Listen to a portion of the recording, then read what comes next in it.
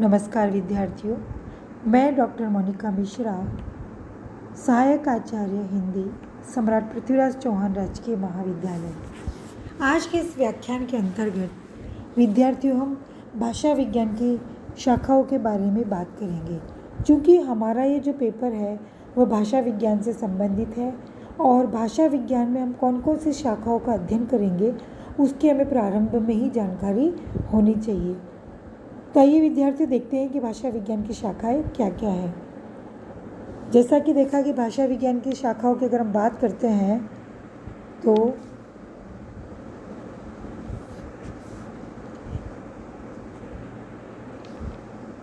भाषा विज्ञान का अध्ययन विविध अंगों भाषा विज्ञान और शाखाओं में किया जाता है। प्रायः भाषा के 4 प्रमुख अंग माने जाते हैं: ध्वनि, वाक्य और अर्थ। इन चारों अंगों को आधार बनाकर भाषा विज्ञान की कितनी शाखाएं स्थापित हुई है। कुछ विद्वानों ने इस आधार पर भाषा विज्ञान की 6 शाखाएं मानी है, कुछ ने 5 में ही संतोष किया है और कुछ ने 4 शाखाएं स्वीकार की है। जिसे डॉक्टर श्याम सुंदर दास ने भाषा विज्ञान को 6 शाखाएं मानी है। कौन कौन सी देखिए मैं बताती हूँ आपको। भाषा विज्ञान की पहला उन्होंने माना ध्वनि विचार, फिर उन्होंने ध्वनि शिक्षा, फिर रूप विचार, फिर वाक्य विचार, फिर हम बात करते हैं अर्थ विचार और छठा है प्राचीन शोध। यदि ध्यानपूर्वक देखा जाए तो पता लगे चलेगा कि इन शाखाओं में से ध्वनि विज्ञान, ध्वनि विचार और ध्वनि शिक्षा को पृथक पृथक शाखाओं के रूप में स्वीकार करना उचित नहीं है।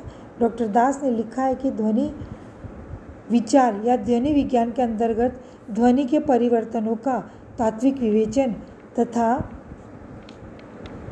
ध्वनि विकारों का इतिहास आदि सभी बातें आ जाती है। पर ध्वनि शिक्षा का संबंध साक्षात ध्वनियों के उच्चारण और विवेचन से रहता है। यह स्पष्ट पता चल रहा है कि दोनों शाखाओं का सीधा संबंध ध्वनि विज्ञान से है। अतः दोनों को पृथक पृथक शाखा के रूप में नहीं माना जा सकता। कौन कौन सी शाखा? ध्वनि विचार और ध्वनि शिक्षा को उन्होंने जो 2 शाखाएं मानी थी उसे हम पृथक पृथक शाखा नहीं मानते। जैसे कि मैं अभी आप देख रहे हो कि मैंने अंडरलाइन की।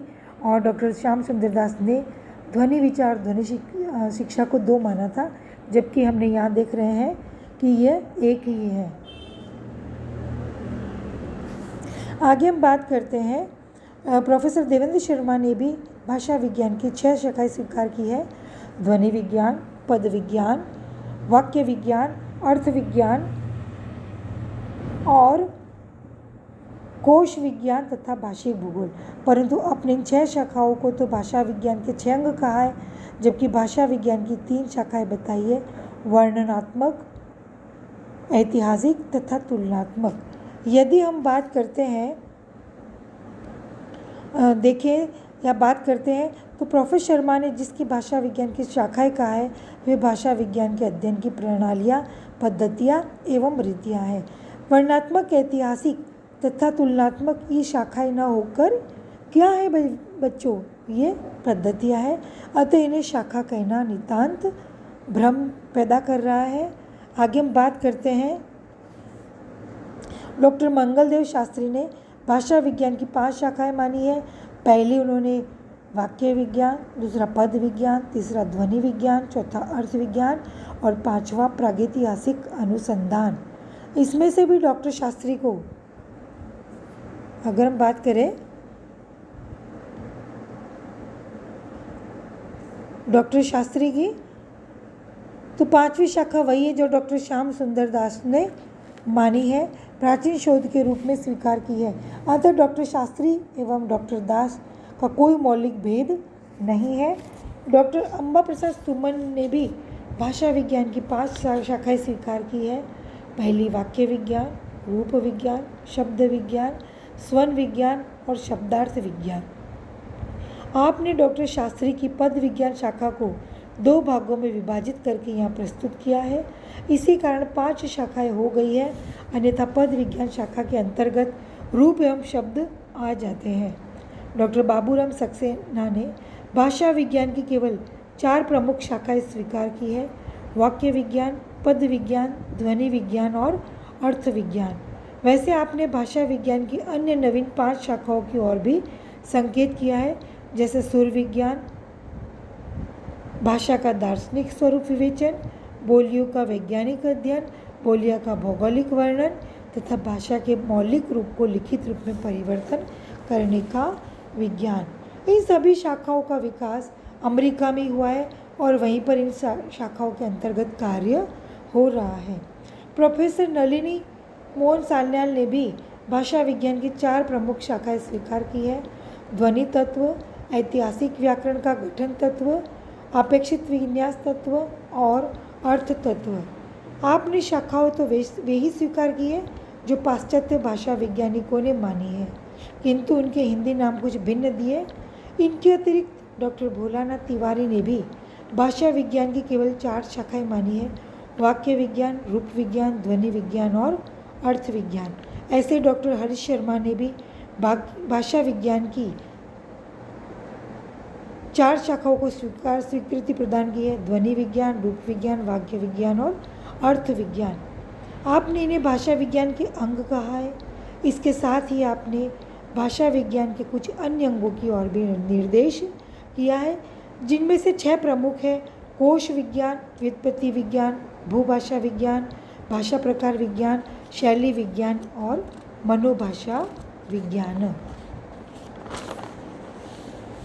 इस प्रकार भाषा विज्ञान की विविध शाखाओं का अनुशीलन करने पर ज्ञात होता है कि विद्वानों ने ध्वनि विज्ञान, पद विज्ञान, वाक्य विज्ञान, शब्द विज्ञान, अर्थ विज्ञान, कोश विज्ञान, व्युत्पत्ति विज्ञान, भूभाषा विज्ञान, भाषा प्रकार विज्ञान, शैली विज्ञान, मनोभाषा विज्ञान, प्रागैतिहासिक अनुसंधान, लिपि विज्ञान आदि अनेक शाखाओं की ओर संकेत किए हैं। परंतु यह स्मरण रखना चाहिए कि भाषा के 4 प्रमुख अंग होते हैं: ध्वनि, रूप, वाक्य और अर्थ। अतः भाषा के इन 4 प्रमुख अंगों के आधार पर भाषा विज्ञान की 4 प्रमुख शाखाएं ठहराई जाती है।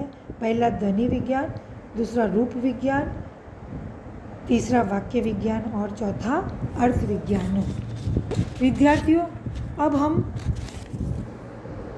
आज हम ध्वनि विज्ञान की बात करेंगे। उसके बाद रूप विज्ञान, वाक्य विज्ञान और अर्थ विज्ञान को हम अगले व्याख्यान में इसके ऊपर चर्चा करेंगे। ध्वनि विज्ञान, इसे आजकल स्वर विज्ञान के नाम से भी पुकारते हैं। इस शाखा के अंतर्गत वाक् ध्वनियों का वैज्ञानिक ढंग से अध्ययन किया जाता है।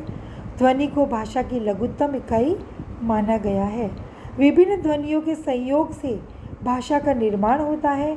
अतः ध्वनि विज्ञान में सर्वप्रथम अध्ययन किया जाता है कि ध्वनि उत्पादन अवयव कौन कौन से हैं। साधारणतया जिन अवयवों से ध्वनियाँ उत्पन्न होती है उन्हें सामूहिक रूप से वाग्य यंत्र कहते हैं। इस वाग्य यंत्र के ध्वनि उत्पादक कई अवयव होते हैं, जैसे कंठ, काकल, तालु, मुर्दा, दंत, ओष्ठ, जीवा, नासिका आदि।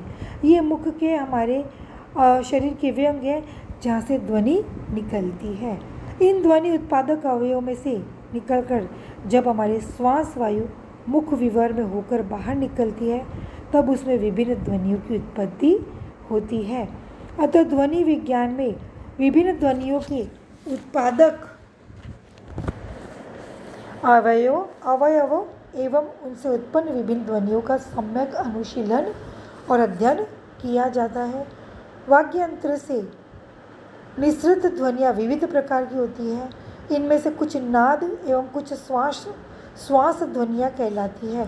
नाद ध्वनियाँ पुनः 2 प्रकार की होती है, स्वर एवं व्यंजन। ये हम सभी जानते हैं। स्वर ध्वनियों का विभाजन जिह्वा की आड़ी तिरछी स्थिति, होठों की स्थिति तथा मांसपेशियों की दृढ़ता एवं शिथिलता के आधार पर किया जाता है।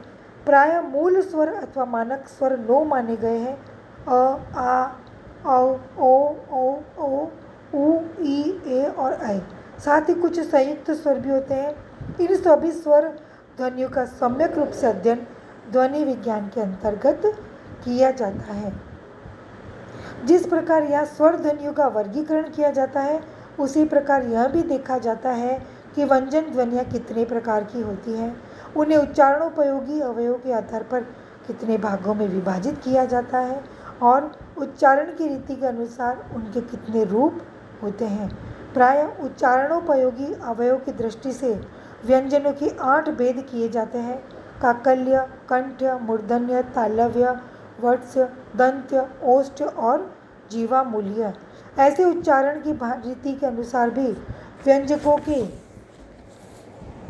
8 भेद स्पर्श संघर्षी, अनुनासिक, पार्श्विक, लुंठित, उच्चिप्त और अर्धस्वर, इनके लक्षण एवं उदाहरण आदि का सांगोपांग अध्ययन इसी ध्वनि विज्ञान के अंतर्गत किया जाता है।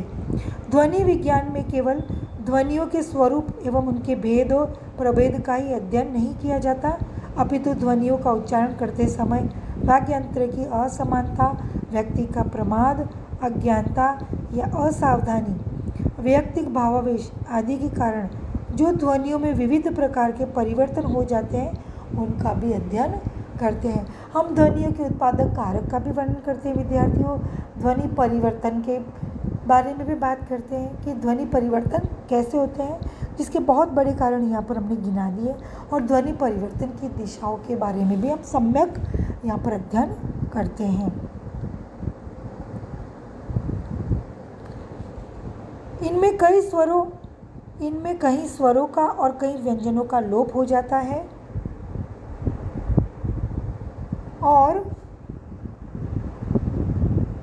कई वर्णों का आगम हो जाता है, कई वर्ण विपर्य हो जाता है, कई ध्वनि समीकरण हो जाता है, कई विषमीकरण हो जाता है, कई संघोषीकरण हो जाता है, कई अघोषीकरण हो जाता है, कई महाप्राणीकरण हो जाता है, कई अल्प प्राणीकरण हो जाता है। यह अघोषी, सघोषी, महाप्राण, अल्प प्राण, इन सब के बारे में जब हम ध्वनि विज्ञान की बात करेंगे तब मैं इसमें आपको और अधिक विस्तृत जानकारी दूंगी, इसलिए मत सोचिएगा कि क्या है, क्या शब्द है, क्या नहीं है।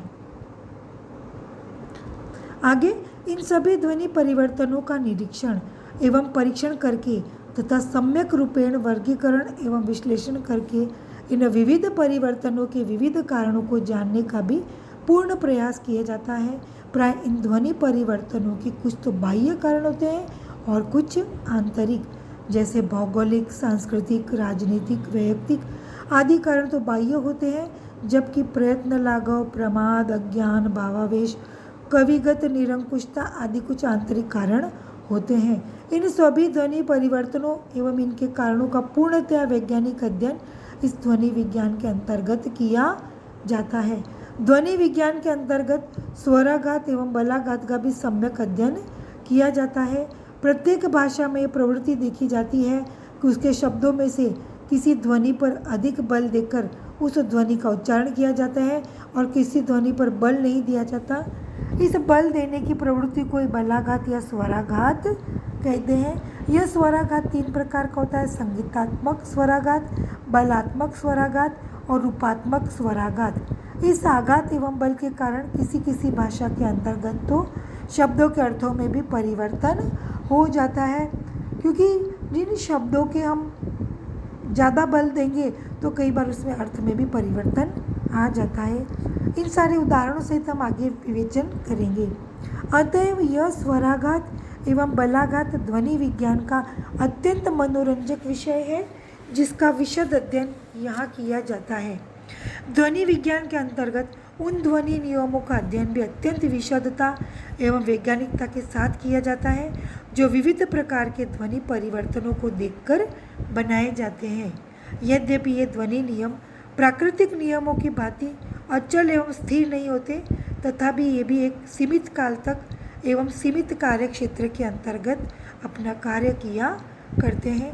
इन ध्वनि नियमों का अनुशीलन करते समय यह देखा जाता है कि अमुक ध्वनि नियम का संबंध किस अवधि से है, वह किस भाषा या भाषाओं से संबंधित है और वह किन किन सीमाओं के अंतर्गत अपना कार्य करता है। इन ध्वनि नियमों में से ग्रीम नियम, ग्रासमान का नियम, वर्नर का नियम, मिथ्या सादृश्य का नियम, तालव्य भाव का नियम आदि अधिक प्रसिद्ध है, जिनका सम्यक अनुशीलन ध्वनि विज्ञान के अंतर्गत किया जाता है। इस प्रकार ध्वनि विज्ञान में ध्वनि के उत्पादन, संवहन एवं ग्रहण संबंधी 3 कार्यों का विशद अध्ययन किया जाता है। इन्हीं कार्यों के आधार पर ध्वनि विज्ञान की 3 शाखाएं हो गई है: उत्पादन मूलक विज्ञान, संवहन मूलक विज्ञान और ग्रहण मूलक विज्ञान। इनमें से उत्पादन एवं ग्रहण का संबंध क्रमशः वाग्यंत्र एवं श्रवण से है तथा संवहन का संबंध उन वायु तरंगों से है जिनके द्वारा कोई ध्वनि वाग्यंत्र से निकलकर कान तक पहुंचती है। इनके अतिरिक्त ध्वनि ग्राम विज्ञान का भी विकास हो गया है, जिसका अध्ययन भी हम ध्वनि विज्ञान के अंतर्गत करते हैं। अतः संक्षेप में ध्वनि विज्ञान के अंतर्गत यह अध्ययन किया जाता है कि ध्वनि उत्पादक अवयव कौन कौन से हैं, कोई ध्वनि मुख या नासिका से निकलकर कान तक कैसे पहुंचती है, कानों के द्वारा ध्वनि कैसे ग्रहण की जाती है, ये वाक ध्वनियाँ कितने प्रकार की होती है, ध्वनि गुण किसे कहते हैं, ध्वनि ग्राम से अभिप्राय क्या है, ध्वनि विकार किन किन दिशाओं में होते हैं, ध्वनि विकारों के कौन कौन से कारण होते हैं, स्वराघात या बलाघात क्या है, ध्वनि नियम कौन कौन से प्रचलित है, आदि आदि।